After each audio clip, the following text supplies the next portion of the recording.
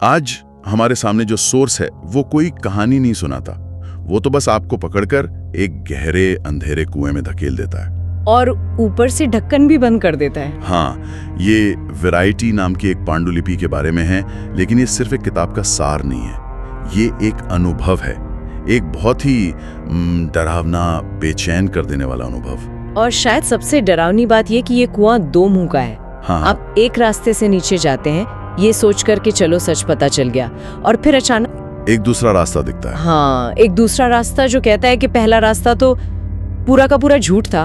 आज हम यही देखने वाले हैं कि ये सोर्स कैसे सच और झूठ के बीच की लकीर को पूरी तरह मिटाकर दिमाग में शक और खौफ का वो बीज बोता है जो कहानी खत्म होने के बाद भी पनपता रहता है। बिल्कुल। तो इसकी शुरुआत ही किसी बुरे सपने जैसी है। सोर्स एक फुसफुसाती हुई आवाज से शुरू होता है। वो कहता है कि वो वैरायटी की पांडुलिपि के साथ 9 दिन तक अकेला था और 9वीं रात वो पांडुलिपि उससे बात करने लगी। क्या? हाँ, और बस यहीं से हम लोवेन एशली की कहानी में उतर जाते हैं। वो एक लेखिका है। एक आम दिन न्यूयॉर्क की सड़क पर उसके सामने एक भयानक हादसा होता है। एक आदमी ट्रक के नीचे आ जाता है और वो आदमी मरने से ठीक पहले, मतलब खून से लथपथ, हाँ, लोवेन की तरफ देखकर कुछ कहता है। हाँ, कहता है वैरायटी के नोट्स ढूंढो। ये बहुत अजीब है। मतलब एक अनजान आदमी जो मर रहा है वो एक रहस्यमयी नाम क्यों लेगा? यहीं से मिस्ट्री शुरू हो जाती है। बिल्कुल। और ये अजीब सिलसिला यहीं नहीं रुकता। उसी दिन लोवेन को जेरेमी क्रॉफर्ड नाम के एक आदमी का फोन आता है। और उसका फोन पर बात करने का तरीका बड़ा अजीब था। कैसा? वो कहता है मेरी बीवी मर चुकी है लेकिन उसकी किताबें अभी भी जिंदा है, तुम्हें उन्हें खत्म करना है। ये तो कोई नौकरी का ऑफर जैसा नहीं लग रहा है। बिल्कुल नहीं। और सोज इस बात पर जोर देता है, वो इसे नौकरी का ऑफर नहीं बल्कि एक सुसाइड नोट कहता है। Suicide note? हाँ, सुसाइड नोट, जिस पर लोवेन ने दस्तखत कर दिए थे। ये शब्द, मतलब ये बहुत सोच समझकर इस्तेमाल किया गया है। ये पहले ही बता देता है कि लोवेन जिस काम में हाथ डाल रही है वो सिर्फ किताबें लिखना नहीं है, वो एक जाल है। हाँ, एक ऐसा जाल जिससे निकलना शायद नामुमकिन हो। और लोवेन उस जाल में चली जाती है। वो वैरायटी की अधूरी किताबों को पूरा करने के लिए वर्मोंट में उसके घर पहुंचती है। घर भी काफी अलग थलग सा है ना? हाँ, बहुत बड़ा और अलग थलग। और वहां का माहौल बहुत भारी है।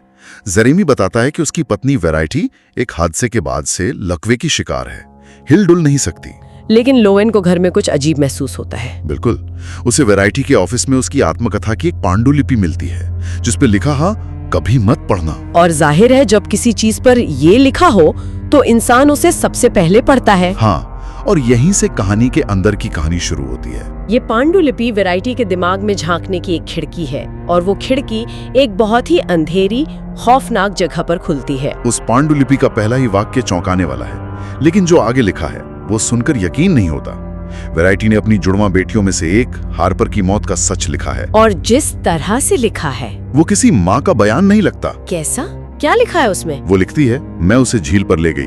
उसने मेरा हाथ कसकर पकड़ रखा था और कहा, मम्मी मुझे डर लग रहा है। मैंने उसका हाथ छोड़ दिया और धीरे से उसे धक्का दे दिया। क्या? वो आगे लिखती है, उसने 2 बार सतह पर आकर हाथ हिलाया, फिर पानी के अंदर चली गई। मैं तब तक वहीं किनारे पर खड़ी रही जब तक पानी से आखिरी बुलबुला भी उठना बंद नहीं हो गया। हे भगवान, ये तो इसमें कोई भावना ही नहीं है। कुछ भी नहीं। कोई पछतावा नहीं, कोई दुख नहीं, बस एक ठंडी रिपोर्टिंग, जैसे वो बता रही हूँ कि उसने रात के खाने में क्या खाया था। सही बात है। यहाँ कहानी का पहला तथाकथित सच सामने आता है। वैरायटी एक शैतान है। एक माँ अपनी ही बेटी की हत्या को इतने बेबाक तरीके से कैसे बता सकते हैं? और ये तो सिर्फ एक बेटी की कहानी थी। मतलब और भी कुछ है? हाँ, उस पांडुलिपि में वैरायटी अपनी दूसरी बेटी चैस्टन की मौत के बारे में भी बताती है। और वो पहली मौत से भी ज्यादा भयानक है, क्योंकि वो कोई गुस्से या आवेग में किया गया काम नहीं था। वो एक सोची समझी, ठंडे दिमाग से की गई साजिश थी। 1 मिनट, पहली मौत को शायद एक पल की सनक मान भी लें, लेकिन दूसरी वो कैसे हुई? चैस्टन को पीनट से जानलेवा एलर्जी थी। अच्छा। वैरायटी पांडुलिपि में लिखती है, मैं रोज उसके खाने में थोड़ा थोड़ा पीनट बटर मिलाती थी, बस इतना कि वो बीमार पड़े, मरे नहीं, ताकि वो धीरे धीरे कमजोर हो। हाँ, और जेरेमी को लगे कि ये कोई हादसा है, उसकी किस्मत खराब है। ये तो एक माँ का अपनी बेटे को धीरे धीरे जहर देना हुआ। बिल्कुल। ये तो क्रूरता की एक अलग ही हद है। ये सिर्फ हत्या नहीं है, ये यातना है। ये दिखाता है कि वो कितनी निर्दयी और चालाक थी। वो सिर्फ अपनी बेटी को मारना नहीं चाहती थी, वो अपने पति को भी धोखा दे रही थी। और सबसे भयानक हिस्सा तो तब आता है जब चैस्टन एलर्जी की वजह से अस्पताल में होती है। हाँ। वैरायटी उसके बिस्तर के पास बैठी है। वो लिखती है कि बेटी ने आंखें खोली और फुसफुसा कर कहा, मुझे पता है तुमने क्या किया। और इसके बाद वैरायटी ने अपनी बेटी की आंखों में देखते हुए उसका ऑक्सीजन मास्क हटा दिया और वो उसे मरते हुए देखती रही। हाँ, वो लिखती है कि उसने 11 मिनट तक उसे तड़पते हुए मरते हुए देखा, जब तक उसकी आंखें पूरी तरह बंद नहीं हो गईं। 11 मिनट, ये 11 मिनट का जिक्र बहुत अहम है। हाँ। ये दिखाता है कि वो सिर्फ कातिल नहीं बल्कि अपनी क्रूरता का मजा ले रही थी। इस बिंदु पर सुनने वाले के मन में कोई शक नहीं बचता कि असली दोषी कौन है। वैरायटी को एक ऐसे राक्षस के रूप में स्थापित कर दिया गया है जिससे सिर्फ नफरत और घिन आ सकती है। तो अब सोचो, लोवेन जो ये सब पढ़ रही है, उसके दिमाग पर क्या असर हो रहा होगा। वो उसी घर में रह रही है, उसी औरत के साथ और उसके पति के साथ। बिल्कुल। और इसी वजह से जैसे जैसे लोवेन ये पांडुलिपि पढ़ती है, वो जेरेमी के करीब आने लगती है। उसे जेरेमी से हमदर्दी होने लगती है। हाँ, जो अपनी दोनों बेटियों को खो चुका है और जिसकी पत्नी एक जिंदा लाश की तरह बिस्तर पर पड़ी है। लेकिन उनका रिश्ता एक बहुत ही अजीब और डरावना मोड़ लेता है। क्या होता है? एक रात जेरेमी लोवेन से कहता है, दिखावा करो कि तुम वो हो। वो मतलब वैरायटी? हाँ, और सोर्स के मुताबिक लोवेन को भी इसमें एक अजीब सा मजा आने लगता है। वो धीरे धीरे वैरायटी के किरदार में ढलने लगती है। यहाँ पर पहचान का संकट खड़ा हो जाता है। वो सिर्फ एक लेखिका नहीं रह जाती, वो उसी औरत की परछाई बनती जा रही है जिसकी भयानक कहानी वो पढ़ रही है। तो अब डर सिर्फ पांडुलिपि के पन्नों में नहीं है, नहीं, वो लोवेन की असलियत में घुस रहा है। वो वैरायटी की जगह ले रही है, न सिर्फ उसकी किताबों में बल्कि उसके घर में उसके पति के साथ। हाँ, और वो डर हकीकत बन जाता है। एक रात लोवेन की नींद खुलती है और वो देखती है कि वैरायटी, जो लकवे की शिकार मानी जाती है, अपने बिस्तर पर नहीं है। जो औरत हिल नहीं सकती वो चल रही है। वो घबराकर उसे ढूंढने कॉरिडोर में जाती है और जो देखती है वो नामुमकिन लगता है। वैरायटी कॉरिडोर में एक शीशे के सामने खड़ी होती है। सिर्फ चल नहीं रही, वो पलटकर लोवेन से कहती है, तुम मेरी जगह नहीं ले सकती क्योंकि मैं कभी गई नहीं थी। और फिर सोर्स के मुताबिक वैरायटी का चेहरा धीरे धीरे लोवेन के चेहरे में बदल जाता है और लोवेन को शीशे में अपना ही चेहरा दिखता है। ये एक बहुत ही शक्तिशाली दृश्य है। हाँ, यहाँ डर पांडुलिपि के पन्नों से निकलकर सीधे लोवेन के सामने आ खड़ा हुआ है। और अब सवाल ये उठता है कि क्या ये सच में हो रहा है, या लोवेन अपना मानसिक संतुलन खो रही है? क्या वो पांडुलिपि में इतना डूब चुकी है कि उसे वहम होने लगा है? और सोर्स जानबूझकर इस सवाल का जवाब नहीं देता ताकि लोवेन और वैरायटी के बीच का फर्क पूरी तरह से मिट जाए। इस घटना के बाद लोवेन को यकीन हो जाता है कि वैरायटी सिर्फ नाटक कर रही है और वो एक खतरा है। तो वो जेरेमी को बता देती है। हाँ, वो जेरेमी को पांडुलिपि पढ़ने के लिए देती है।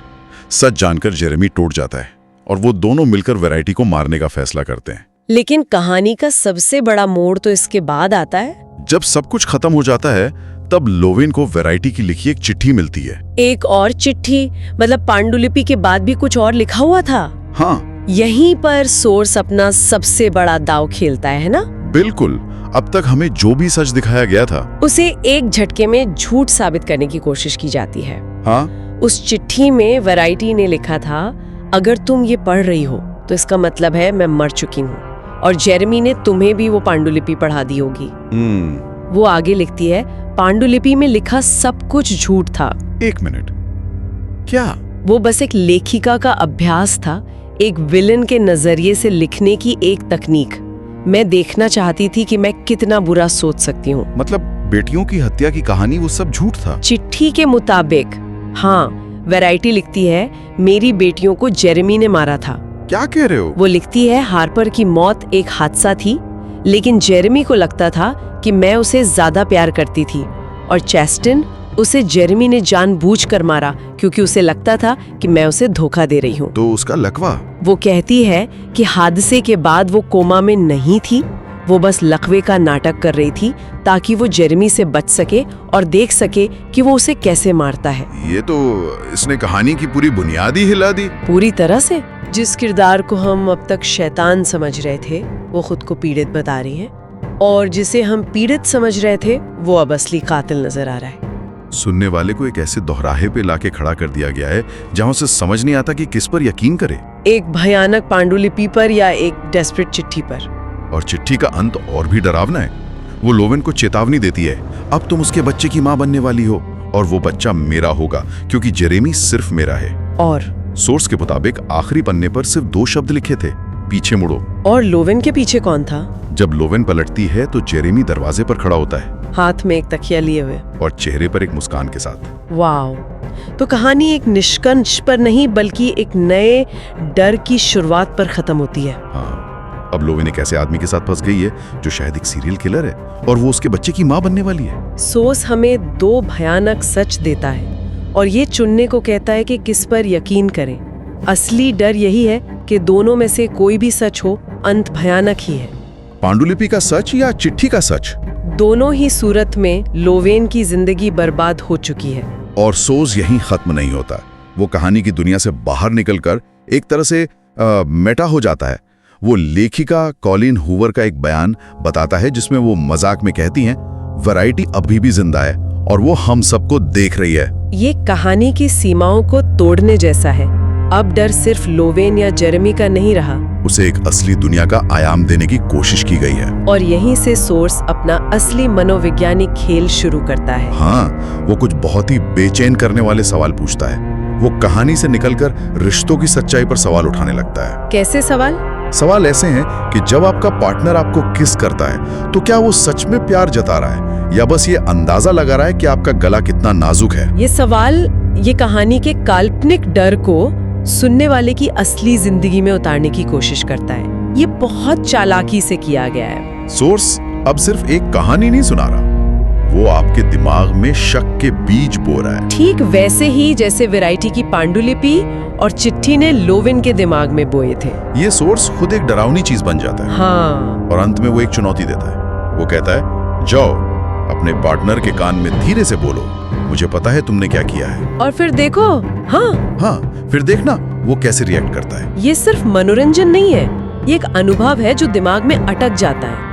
ये खतरनाक खेल है क्योंकि ये हमारे सबसे करीबी रिश्तों की बुनियाद यानी भरोसे पर हमला करता है। तो हमने एक ऐसे सोर्स की पड़ताल की जो एक भयानक कहानी सुनाता है और फिर एक दूसरी कहानी सुनाकर उसे पूरी तरह से पलट देता है। और अंत में कोई साफ जवाब नहीं मिलता, बस शक और अनिश्चितता का एक गहरा अंधेरा रह जाता है। कातिल बताती है। और ये सोर्स अंत में एक बहुत बड़ा सवाल छोड़ जाता है। सवाल ये नहीं है कि असली कातिल कौन था, वैरायटी या जेरेमी, नहीं, बल्कि असली सवाल ये है कि हम किसी भी इंसान के बारे में जो कहानी सच मानकर बैठे हैं उसे कितनी आसानी से तोड़ा मरोड़ा या बदला जा सकता है। जब 2 बिल्कुल अलग लेकिन बराबर के भयानक सच हमारे सामने हों तो कोई किस पर और क्यों यकीन करे? शायद असली खौफ किसी एक सच का नहीं बल्कि इस अनिश्चितता का ही है।